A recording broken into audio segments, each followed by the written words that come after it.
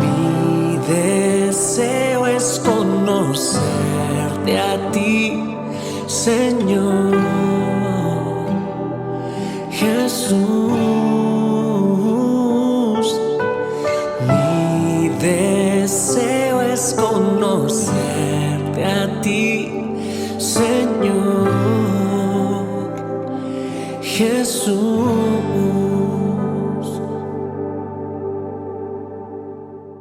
Hola, ¿qué tal? Es un gozo, un privilegio poder saludarte en una edición más de tu devocional, Tu Tiempo con Dios. Agradecemos muchísimo al Señor el privilegio de poder iniciar un nuevo libro en este mes. Y me refiero a la última parte del libro de los Salmos.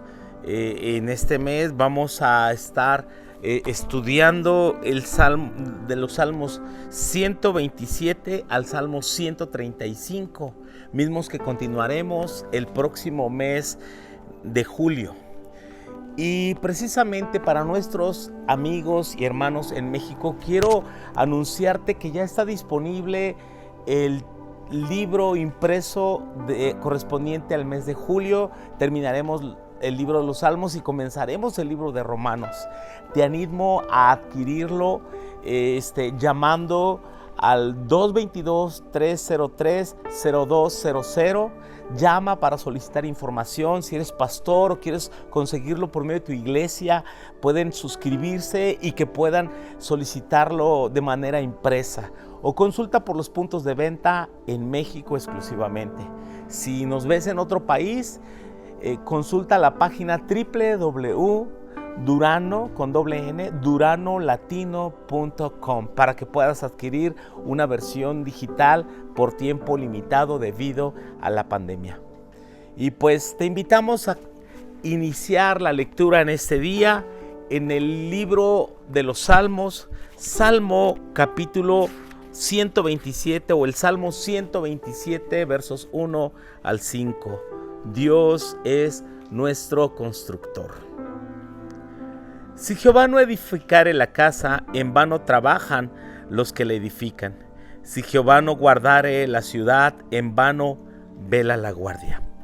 Por demás es que os levantéis de madrugada y vayáis tarde a reposar y comáis pan de dolores, pues que a su amado dará Dios el sueño. He aquí, herencia de Jehová son los hijos, cosa de estima el fruto del vientre. Como saetas en mano del valiente, así son los hijos sabidos en la juventud. Bienaventurado el hombre que llenó su aljaba de ellos.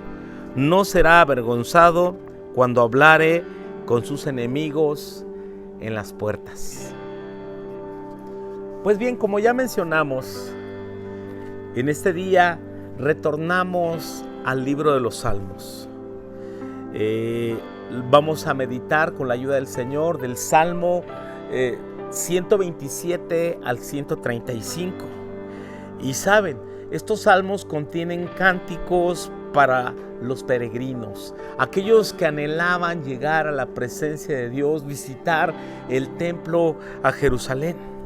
Sabes que el libro de los Salmos está compuesto por 5 secciones. Esta es la quinta parte. El libro quinto, como le llaman los estudiosos, comprende del Salmo 107 al Salmo 150. Y saben, se refieren a la presente situación de Israel y su esperanza después del cautiverio. Israel fue cautivo en el año 586 y regresaron en la época de Esdras, de Nehemías, sí, por allá a principios del siglo V. Y ellos regresaron con la esperanza de reconstruir su templo, su ciudad. Y es ahí que surgen estos salmos, los salmos del cántico de los peregrinos, los salmos de ascenso, para celebrar al Señor las fiestas. Israel tenía 3 fiestas principales. Primeramente celebraban la fiesta de los panes sin levadura, para recordar aquella época de Pascua, cuando el Señor los había liberado de la esclavitud en Egipto. En segundo, ellos también celebraban la fiesta de las semanas y que tenía que ver con la fiesta de los tabernáculos también. La fiesta de las semanas era la fiesta de Pentecostés, era la fiesta de cosechas, donde daban gracias a Dios y llevaban sus primicias. Y la fiesta de tabernáculos tenía que ver con un recordatorio de sus años de peregrinar en el desierto. Entonces Dios llama a su pueblo a recordar, a alabar y a adorar. Cuando recordamos por todo el peregrinar por donde Dios nos ha traído, le alabamos, le adoramos y le damos gracias. La adoración en el templo ante la presencia de Dios es un gran privilegio y que solo tiene el pueblo de Dios. El retorno del cautiverio babilónico por su gracia era el motivo de gran gozo para Israel. Por eso que en el Salmo 127 el salmista hace recordar, algunos dicen que este salmo es un salmo dedicado a Salomón. ¿Por qué? Porque Salomón fue quien edificó el templo con todos aquellos materiales que preparó David. Era una de las grandes encomiendas que Salomón tenía, hacerle una casa para Dios. Y era un cántico que mientras los levitas iban entonando, mientras iban ascendiendo las gradas del templo, ahí el nombre cántico gradual, cuando ellos iban ascendiendo al templo, ellos iban diciendo: si Jehová no edificare la casa, oye Salomón, si Jehová no edificare la casa, en vano trabajan los que la edifican. 7 años tardó Salomón para construir el templo. Pero en medio de todo eso, Salomón tenía que entender esa realidad. Es Dios quien da el poder, es Dios quien da la fuerza, es Dios quien da la capacidad, es Dios quien nos da el trabajo.